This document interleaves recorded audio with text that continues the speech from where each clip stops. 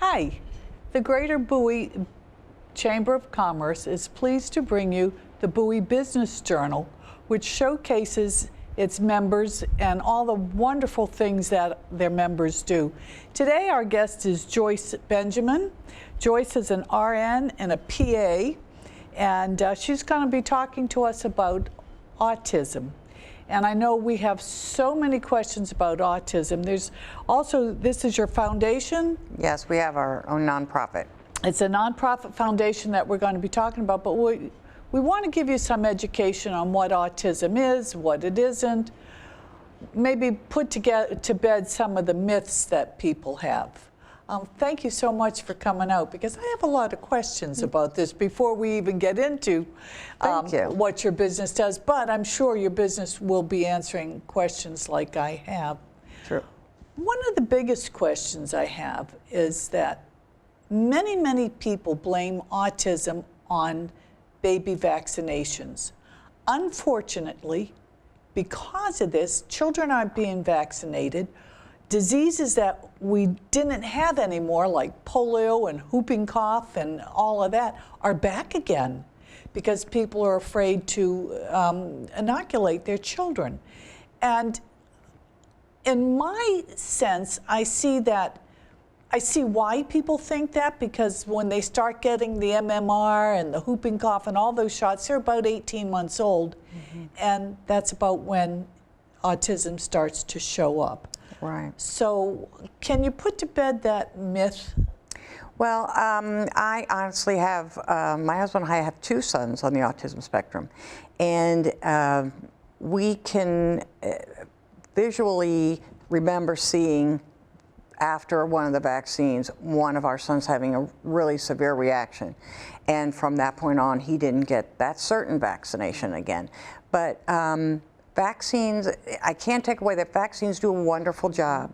What we're finding with autism is that there are a lot of genetic precursors, and where that genetic change is coming and how that affects how they respond to vaccines, if it has.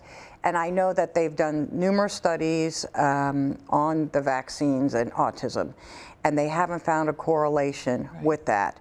But with the genetic things that they have found, they can actually sense very early with their eye contact that an infant may be on this spectrum. Really?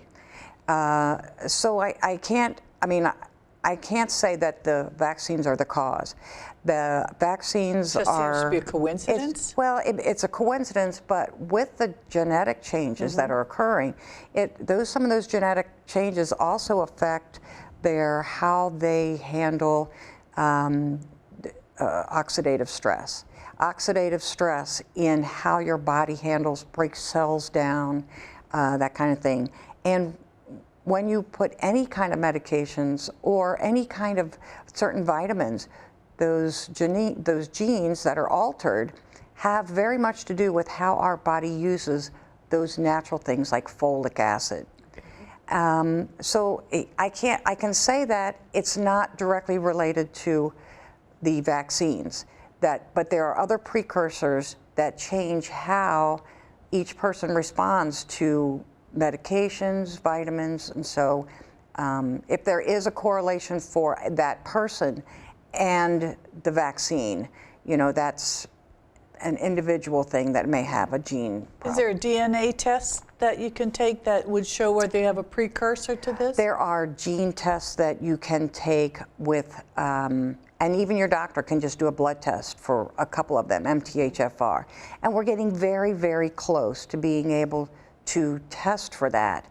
And through videoing an infant and how they make eye contact or lack of eye contact, how they respond to sounds and interactions, they are also being able to tell a little earlier. My children are in their 50s, so it was a long time ago that we used to get these checklists. I don't know if they still give them to you or not, but they would tell you that by this age the child should be doing this, and by this age, and so that you make sure your child's up to date. Right, meaning those milestones. We always thought that if a child wasn't making eye contact, they were blind. That's what they said. You need to have your child tested to see if they're blind. So maybe autism isn't on the rise as we think it is. Maybe it's always been there, but we thought it was other things, such as thinking a child was blind when it was just not making eye contact, or your child's deaf because it's not responding to you. But they do, as the child grows, that diagnosis of autism, they're actually not giving that diagnosis until maybe they're 18 months to 2 years. That's probably the earliest they're giving that diagnosis. However, they can see the signs now earlier and earlier. Wow. So for autism, one of the things that they say is diagnostic is the language delay for an autism spectrum person that's actually with autism. They usually have a speech delay. They don't make eye contact because what they found is that they don't multitask well, so they can't look at you, because meanwhile they're looking at your hair, they're looking at all of your motion, and they're trying to decipher that. The other part is they're listening to you. So to listen to you is, now you're on 2 tracks, but then they have to think about what you say and interpret what they heard. That's a 3rd track. And then they have to formulate what their response is. And so there you got 4 tracks, which you and I do automatically. My goodness, I would have never have broken it down that way as multitasking. Yeah, so they have a very difficult time working on all tracks at the same time. So where early in the disease, early in the diagnosis, and the rise started after 1988. They started seeing a great big rise. They used to say, look at me, and that was a big thing for them to have the child look at you. But in actuality, they're listening to you. So if they're listening to you, they would not make eye contact because they were trying to focus on what you were saying. And then for those that don't have language, they still may be trying to interpret what you say, but they weren't able to develop the language enough for them to be able to speak. And normally they're very bright people. And it varies, and it's very difficult to test what their IQ is, especially for those that have no language, aren't verbal. You can't really test how intelligent they really are. Well, like that the young man on America's Got Talent. Have you seen him? No. Oh my goodness, he's autistic and he's blind. And when he speaks, his speech isn't great. He sounds like a child, like a real little child. But then he plays the piano and sings, and it brings tears to your eyes. He's amazing. He's a savant. Yes. Yeah, I mean, he taught himself to play the piano. He taught himself to sing. He sounds like whoever song he's doing. That's the voice he has. He's unbelievably talented. And so he has no problem singing fluently. Beautifully, doesn't stumble. Right. Yeah. And there's the other problem that some have, which are not being able to connect their right and their left brain very easily. So there's the right brain is usually your artsy-fartsy side, and your left is the more concrete, calculating math, very objective side. So when something comes in on one side, it has to get to the other, and often there's not a good connection across. What they found was that those with autism, when they're very young, the outer part of their brain grows much more rapidly than the inner part. So when that happens, it changes the structure. If you look at the brain and you see all those little waves, so it changes the structure of a normal brain structure. And then eventually when they're teenagers and this middle part starts catching up, the gray matter, the other structural defects already there. So the information that they get has to go through totally different geographic areas in order to make sense. So now, they think differently. So many different types of autism, I guess degrees or whatever. The child who grows into the adult with autism, are they able to work and care for Some of them, themselves? absolutely. You have some that are very mild, but because many of them like routine and structure, you can actually, they can do the same thing over and over and over, and it's fine. They're comfortable, they're not anxious, they can do that, and they can do it perfectly. If you show them what you need them to do, they'll do it perfectly. Some of us like change, so you know, we can't stand to do the same thing over. You know, you do something for an hour the same way, like I need a break. So they're very intelligent. They need structure and routine, and they make marvelous employees. So, except if they have anxiety and emotional issues, then you need to find out what sets them off, and then try to put that in a day for work, so that it takes, you know, I guess you're able to accommodate that and give them a quiet space too. Now, where does Asperger's come in on the spectrum?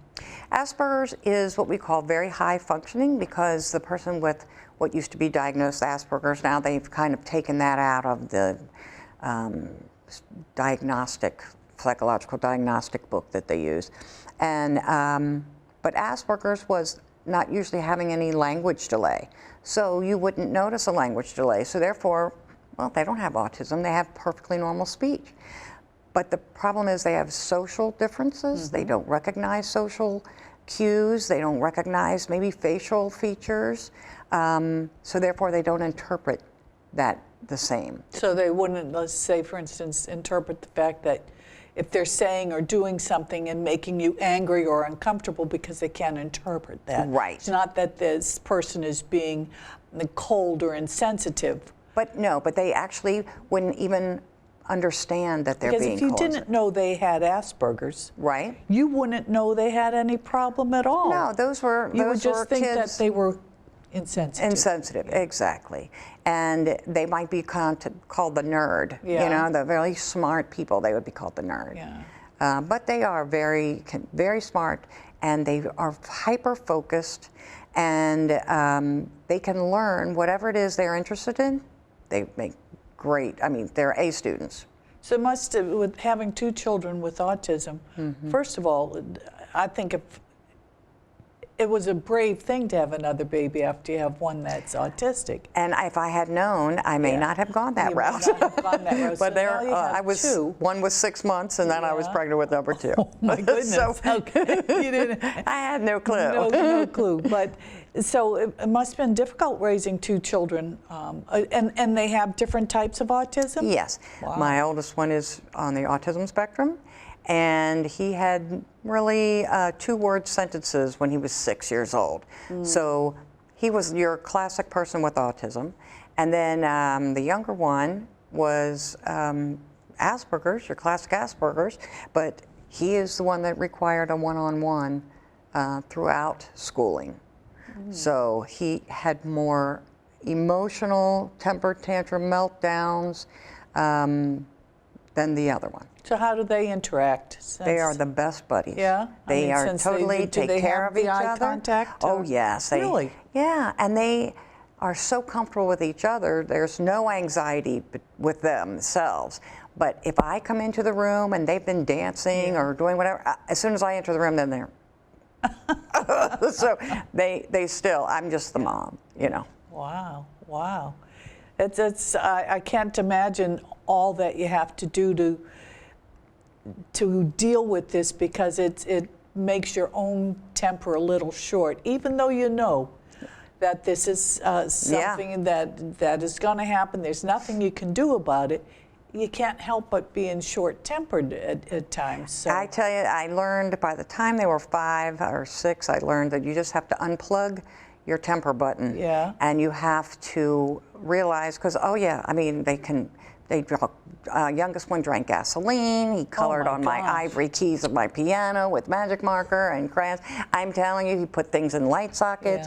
Yeah. You could just not be with him every second. Jumped in the pool, and he couldn't swim a lick. You know, I can tell you, ran away. I mean, there's just so many things that it was very stressful raising 2 kids, but So you I'm have happy. 2 on different spectrums. One, how is his language skills? Oh, now he's fine. Okay, so do they meet somebody to be able to fall in love with and marry?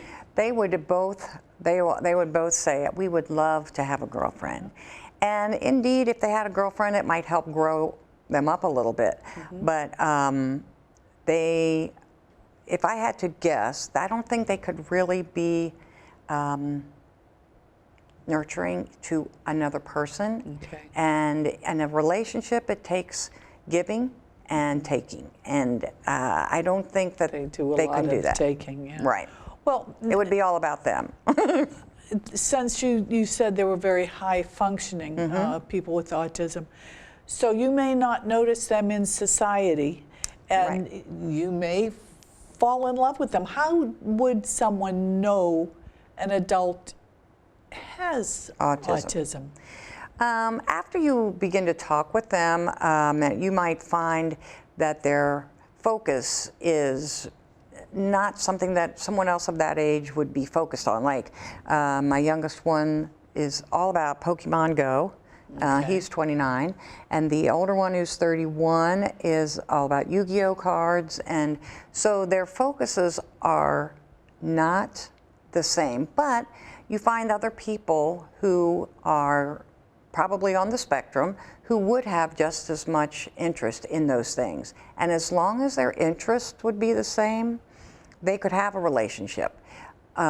It's that giving and taking and being responsible for that other person, and that is going to be difficult. And it's okay if they don't meet somebody and fall in love. I mean, that's yeah, it's not right. A lot of people live alone. They live with a buddy, and they can always enjoy being with someone in just in a social environment, but then go back to their own thing.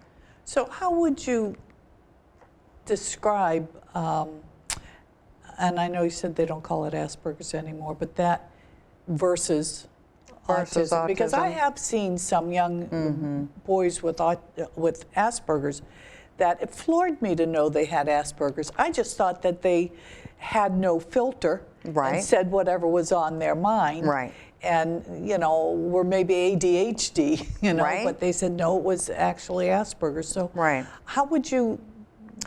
Someone with Asperger's, my husband was at the health fair, at the Bowie Health Fair, and he had a man that was 59 who actually came up to him and said he had just received his diagnosis of Asperger's. And it was so relieving to him because he explained a lot why he had difficulty in staying with, maintaining a marriage, maintaining a job, because he, of all the difficulties that it had, usually anxiety affects over 90% of those on the autism spectrum. And they're so anxious. By the time they're adults, they're kind of used to being that way, but the anxiety can actually just paralyze them if they get into a new situation. And so I would say you would recognize it, but there's so many degrees of how they've learned to cope and adjust. So, you may not recognize it, but having the diagnosis would help them to move on. It would help them. Yeah. So one of the things is a need to win. Oh, yes. My youngest one, like I said, he's Asperger's, and he had to be first in line. He had to always win. And if he didn't win, it was going to be a temper tantrum or a meltdown or whatever. So what he learned to do was advocate for himself and not put himself in that position. Well, that's good. Yeah. So he doesn't gamble, he doesn't play cards, he doesn't play games to win. He plays he always has to have infinite lives when he's playing a video game, so he's not going to lose, So this adult that at 59 who was just diagnosed, he probably had these symptoms of a need to win. Yes. And just didn't know. I don't want to use all our time. I hope we've answered a lot of questions, but I do want to talk about your organization and what you do.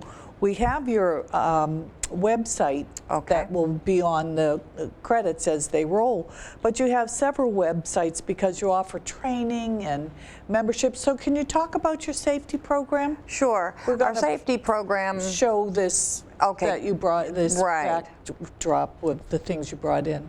the safety program was created because of my two sons.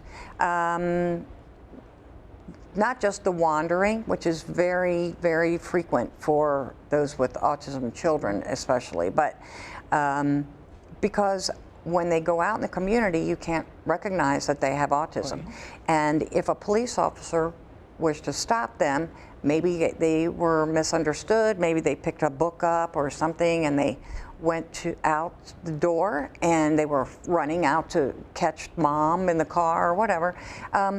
I wanted something for them to know this person's on the autism spectrum and he requires special consideration. Do you know that was just on the news that a young boy was arrested, and when they got him down to the station, I mean, because everybody was a little Frazzled? Yeah, they found out he had autism, and he wasn't trying to steal anything, Right. but they thought, you know, he just gave the impression that and he didn't understand why he was being arrested. Right. So he was mouthy. And so Yes. he really had a hard time. That was just last week on the news. Well, that's exactly why we created the safety program.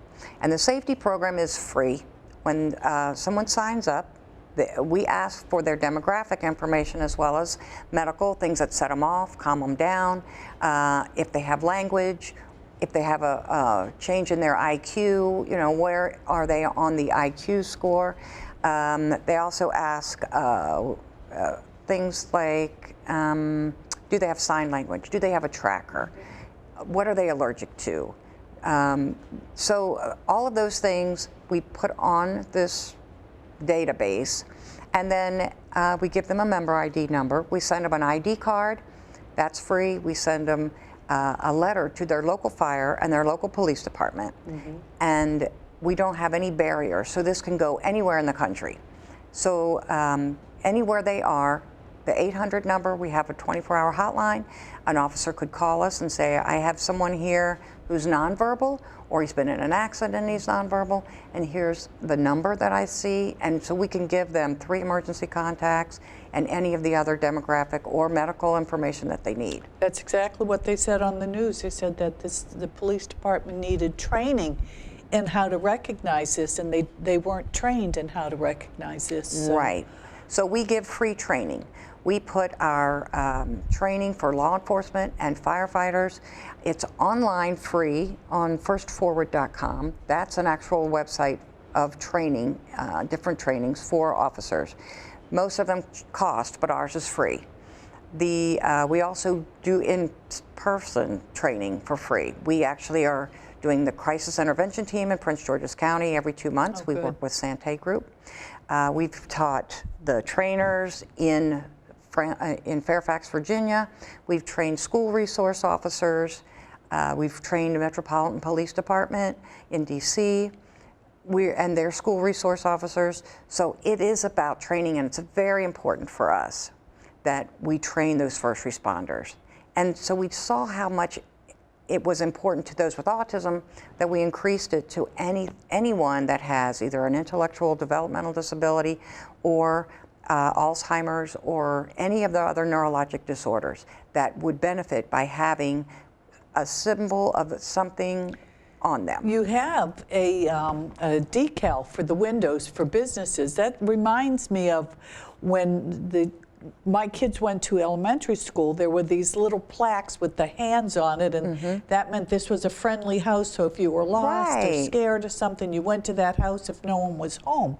It was a safe house. Right. So this would be the child with autism or the adult with autism would recognize that decal. Yes, exactly. And be able to say, I can come here, this is safe, they'll understand or get me help. It's also that they, like if you, we've trained 2 restaurants. Nona Angela's is very close here. Okay. And we've trained them for 2 years. And so that restaurant staff knows when you come in with the family, if you have autism, they can ask, would you like a quiet table?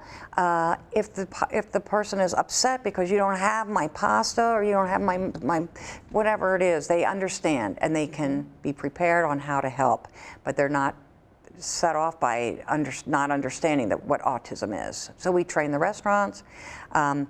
We just talked with CVS, the stores. They should be trained. Costco was very interested. Employees need to Yeah, be trained. they need to be trained. To recognize that someone is not in your store to cause trouble. Right, they're there, and that how you can help them. Wow. Is there anything else on that little felt thing that you'd Yes. like to So tell us about? the rest, anything else in the safety program, we have different ways. We have a USB bracelet, which we can put all that information on the USB.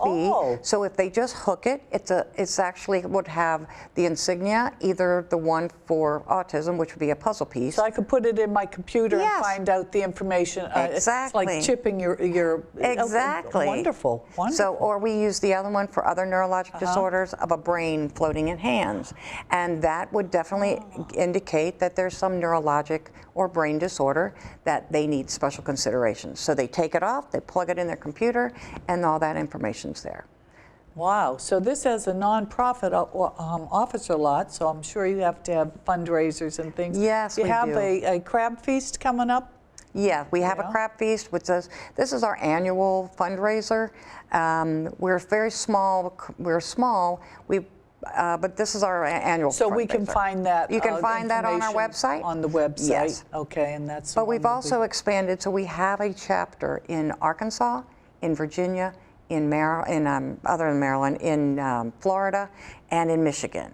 So we have just spoken with someone, and we're doing the paperwork for New Orleans and in Ohio. My goodness. Yeah, so Yeah. there's a lot of people who see the need, and we trying to get it so that the information is accessible. So we make the PowerPoints and we get it to them so they can do the presentations in their state. So if you've just found out that your child's been diagnosed with autism, they can contact you and get a lot of information and a lot of training for themselves, Absolutely. correct? Absolutely. I know a parent must be devastated to get that kind of news and not know where to turn. Right. I used to be a autism, they called it a DAN practitioner, Defeat Autism Now practitioner. And doing that kind of thing is very helpful to talk to another mother to be able to help you through those hard times. I can't imagine the heartbreak, but it's good to have people who say, we got this. You can do it. You do. You And I tell them, they'll make you a better person.